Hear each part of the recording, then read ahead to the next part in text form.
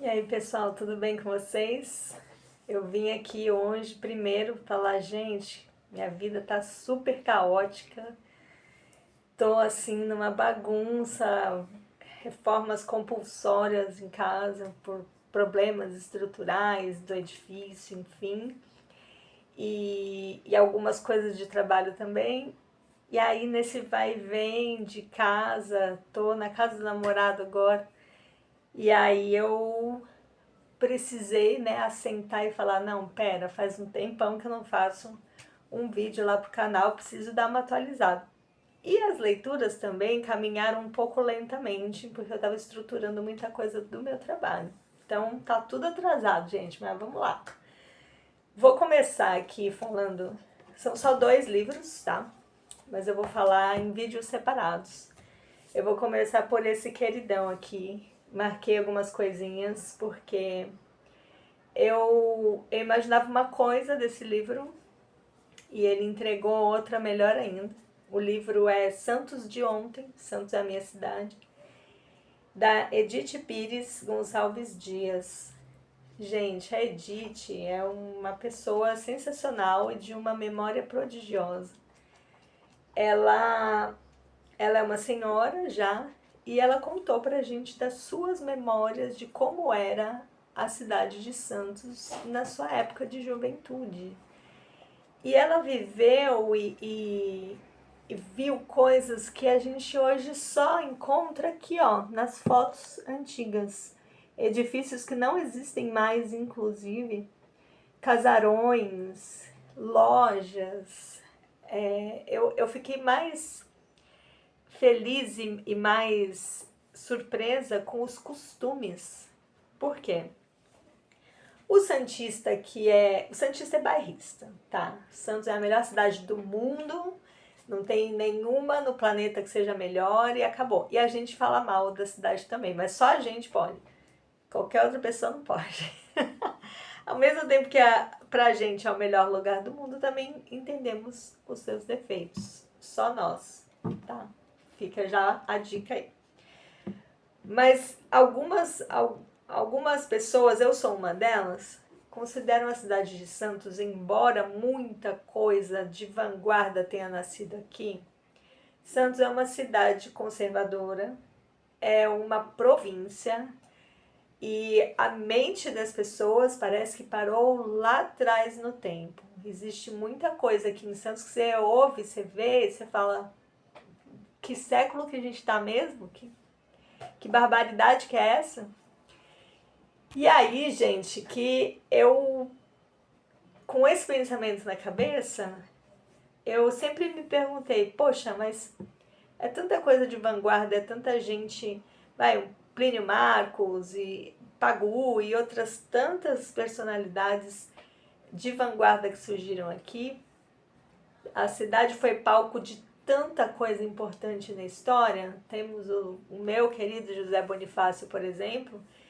E aí a cidade realmente tem essa veia conservadora, é um paradoxo, né, do conservadorismo com a vanguarda. E aí ela me confirmou isso, sabe?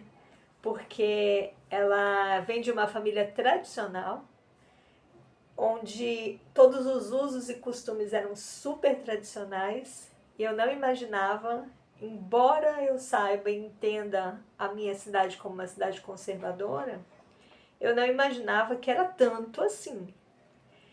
Então, por exemplo, quando ela descreve os casamentos, eu achei assim sensacional, mas também entendo o ponto de vista. Como é que a gente vai. Agora me fugiu a palavra, mas o ponto de vista privilegiado que ela fala. Ela vem de uma família abastada, ela vem de uma família que tinha recursos, uma família enorme, tinha não sei quantos irmãos. E aí, gente, nessa família abastada, eles podiam se preocupar com coisas que eu sei que a minha família não podia. Os meus ancestrais não tinham esses recursos para se preocupar, por exemplo, de ter a toalha de mesa que vai ser usada especialmente em cerimônias de casamento, em festas de casamento, rendadas, trabalhadas, com tecido vindo da Itália. Essas coisas a minha família não viu. E é interessante a gente ver, é interessante do ponto de vista cultural, ver essas coisas. Outra coisa que eu achei bastante interessante também, quando ela fala do Clube 15, deixa eu ver se é o Clube 15 mesmo. O Clube 15 teve muitas sedes, teve 8 sedes antes de se fixar no Canal 3 com a praia. E eu não imaginava isso, não sabia. Eu achava que ele sempre tivesse ali mesmo. Mas ele já passou, por exemplo, por um outro casarão que a gente ainda tem, graças aos deuses da conservação histórica e patrimonial. A gente ainda tem um casarão branco aqui na praia, no Gonzaga, que até outro dia funcionava a Caixa Econômica Federal e agora vai funcionar outra coisa. Meu celular toda hora tá fechando aqui, tá apagando a luz, eu tenho que dar uma mexidinha para ele acender.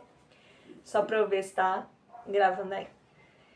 E aí, gente, esse casarão incrível também já abrigou o Clube 15, eu não imaginava. No Clube 15 aconteciam as festas de debutantes, os bailes de debutantes. Olha só esse trecho. Ficaram também famosos os bailes das debutantes, quando as filhas dos associados, já em idade de frequentá-los, sempre em companhia dos pais, eram apresentadas à sociedade. Eu senti um quesinho de Bridgerton aqui, né? Vamos fazer o baile para apresentar os diamantes da temporada. Eu achei muito Bridgerton, e aqui a gente está falando do século XX. A gente não está falando dos tempos de Bridgerton, sabe? Então eu percebi, lendo esse livro, que a minha cidade é ainda um mistério. É ainda um mistério nesse sentido de, poxa, quem são de fato as pessoas que circulam, que vivem, que construíram?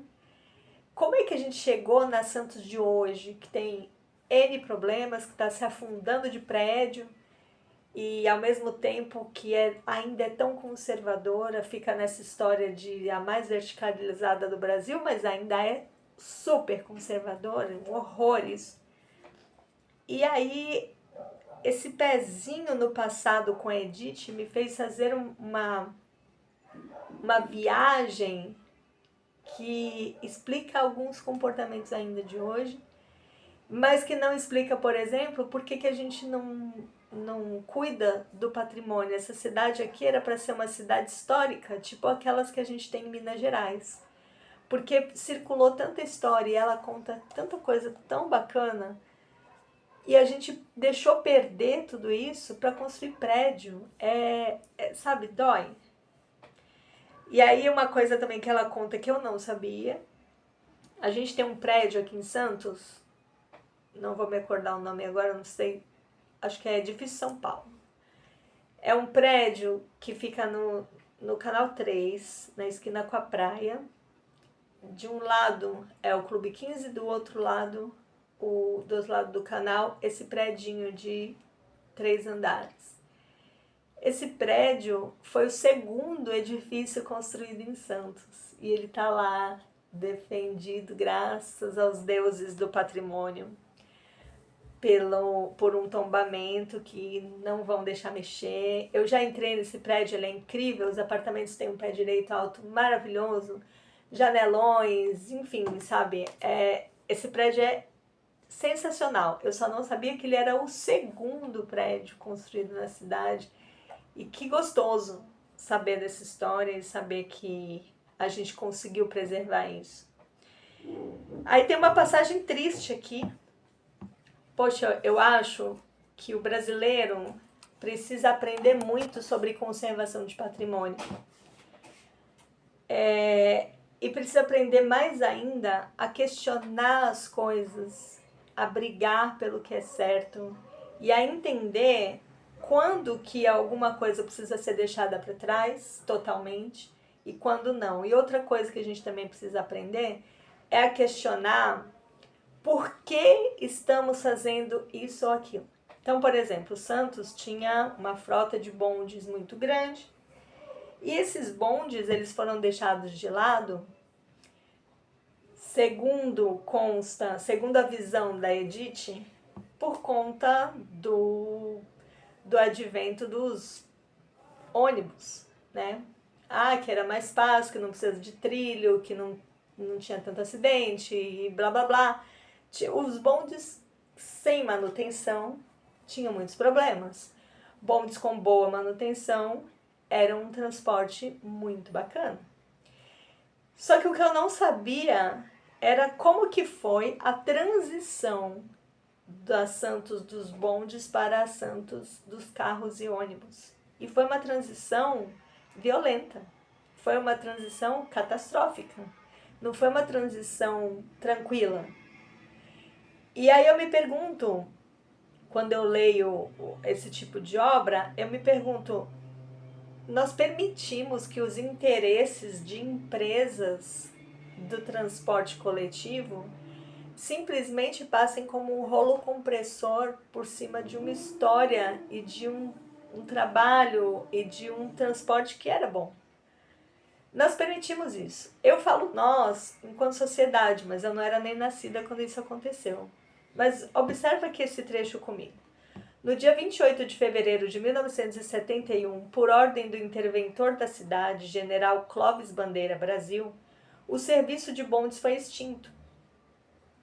Uma vez que ficara decidida a substituição dos bondes por uma frota de ônibus, em cumprimento a uma decisão do governo federal, segundo o que foi publicado nos jornais da época, o general Aldévio Barbosa de Lemos, superintendente da CMTC, chegou a ordenar a destruição de todos os carros de bonde, amarretadas, para que não voltassem a ser utilizados.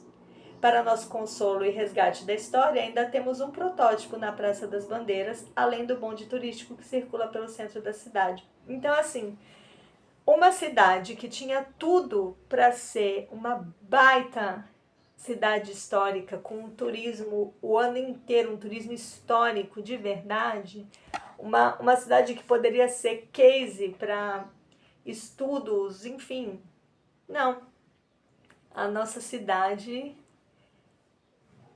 o nosso Brasil, vamos falar melhor, o nosso Brasil teve a capacidade de mandar destruir amarretadas uma frota de bonde. Isso eu estou falando só de Santos, mas eu imagino as atrocidades que foram cometidas no resto do país. E tudo isso para quê? Para que destruir amarretadas? Justamente para não ter a menor chance do concorrente circular, o concorrente dos ônibus, né? Vamos ser bem honestos e diretos.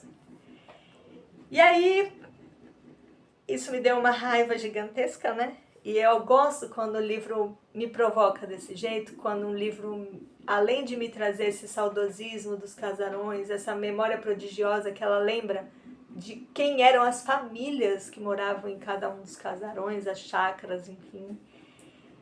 Ao mesmo tempo, ela também traz essa coisa de, poxa, por que não preservamos? Por que a gente não cuidou? Por que não houve uma movimentação popular para dizer, chega? Hoje a gente tenta, mas eu vou ser bem sincera. Santos está sufocada no meio de prédios e mais prédios e mais prédios.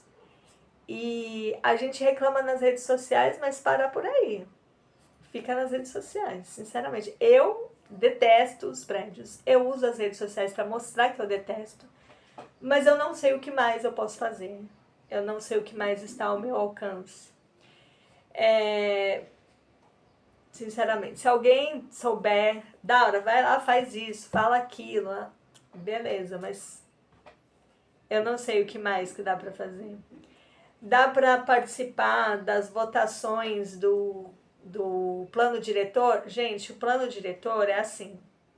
Quando ele já chega pronto com uma proposta. Então, se você já está numa situação A, o plano diretor está trazendo a a proposta B, mas você gostaria que fosse C, faz o quê? Não sei. E é isso, gente. Esse livro aqui, ele provoca a gente, faz a gente viajar no tempo, ver passagens como essa aqui, ó. Ela encontrou uma amiga daqueles tempos, a Gilda, e elas lembraram juntas da Madame César, uma chapeleira que criava chapéus para as damas da sociedade. Gente, que lindeza, que gostoso e que delícia. Quer ver uma outra coisa que eu também achei que foi de uma viagem, assim? Olha só, eles estão falando aqui ali do bairro da Aparecida, na rua Alexandre Martins, existe o Jockey Clube de Santos, né? Existe uma pista de corrida de cavalos, enfim. E aí esse trecho aqui é interessante, ó.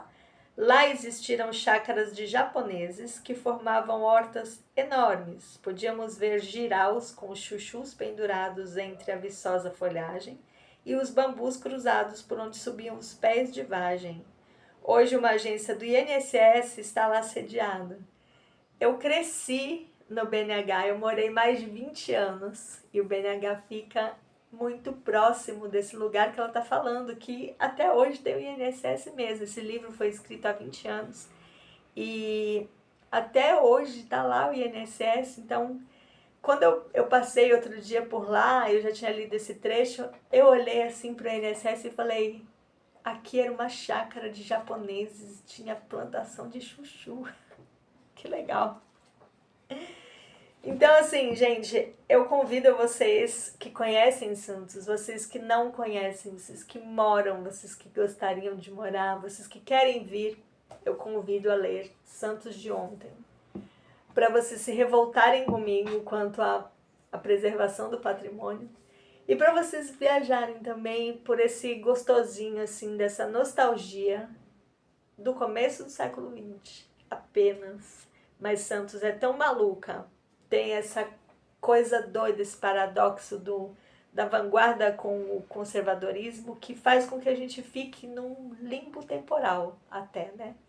A gente fica com aquela sensação de essa realidade que ela contou é de quantos séculos atrás? Opa, é só de 100 anos atrás. Como o Santos tem esse poder, né? E como que o Brasil tem tantos Brasis misturados. É uma delícia. Recomendo. E esse livro saiu pela editora... Cadê? É uma publicação, na verdade, independente. E saiu... Ó, leva o selo da Fundação Arquivo e Memória. Mas cadê a editora, gente? Instituto Cultural. Ah, gente, esse fato de ter um Instituto Cultural com o nome dela também é sensacional. Edith Pires Gonçalves Dias. Tem o apoio da Unimes, a Universidade Metropolitana. Os selos de edição são esses, tá? Fundação Arquivo e Memória, Unimes e Instituto Cultural Edith Pires Gonçalves Dias, Museu Martins Fontes, tá? É uma edição independente, linda. Fica aqui a minha sugestão para vocês, dessa lindezinha que é esse livro, tá? Beijo grande e até a próxima leitura, que eu já vou gravar e já vou postar aqui para vocês.